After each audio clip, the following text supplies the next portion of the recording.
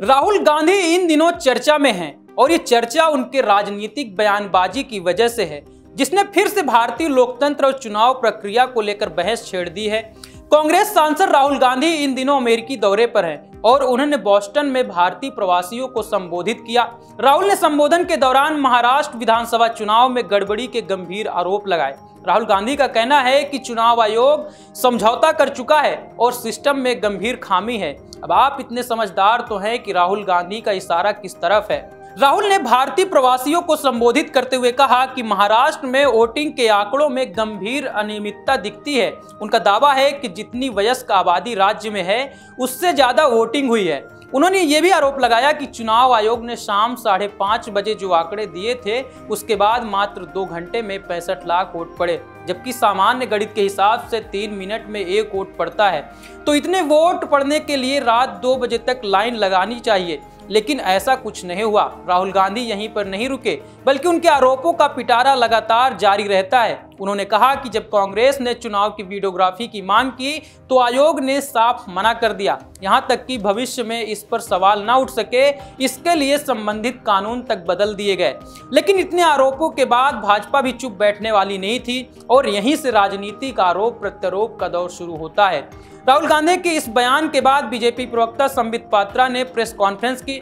इस press conference में संबित पात्रा ने राहुल गांधी पर पलटवार करते हुए कहा कि विदेशी धरती पर देश का अपमान करना राहुल गांधी की आदत बन चुकी है।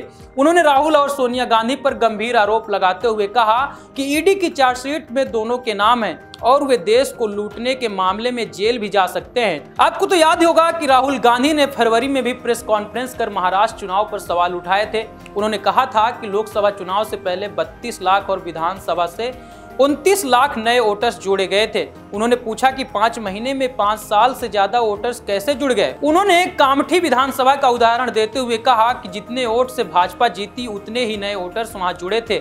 उस दौरान राहुल गांधी ने चुनाव आयोग से वोटर लिस्ट, नाम, पते और फोटो तक मांगे थे। उनका कहना था कि दलित और अल्पसंख्यकों के नाम जानबूझकर हटाए गए हैं और ये आरोप महाराष्ट्र तक ही सीमित नहीं थे, बल्कि कांग्रेस ने हरियाणा चुनाव में भी ईवीएम की गड़बड़ी का आरोप लगाया था। उन्होंने कहा कि 20 सीटों पर गिनती के दौरान मशीनों में तकनीकी गड़बड़ी पाई गई और जिन मशीनों की बैटरी 99% थी वहां कांग्रेस हारी, जबकि कम बैटरी वाले मशीनों पर कांग्रेस जीती। वहीं हाल ही में महाराष्ट्र विधानसभा चुनाव को लेकर निलंबित पुलिस अधिकारी के दावों ने एक नया विवाद भी खड़ा कर दिया था। निलंबित पुलिस सब इंस्पेक्टर रंजीत कासले ने दावा किया कि परली में ईवीएम से छेड़छाड़ की गई थी, जिसके लिए उन्हें हटा दिया गया था और बाद में उनके खाते में 10 लाख रुपए भी डाले गए थे।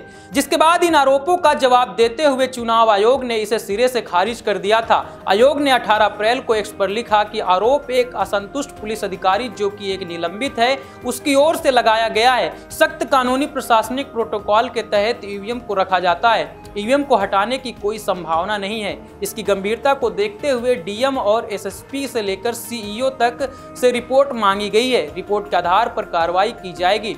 लेकिन पूरे घटनाक्रम ने भारतीय चुनाव प्रणाली को लेकर कई गंभीर सवाल खड़े कर दिए हैं और जहन में बार बार आता है कि क्या सच में चुनाव आयोग स्वतंत्र और निष्पक्ष है?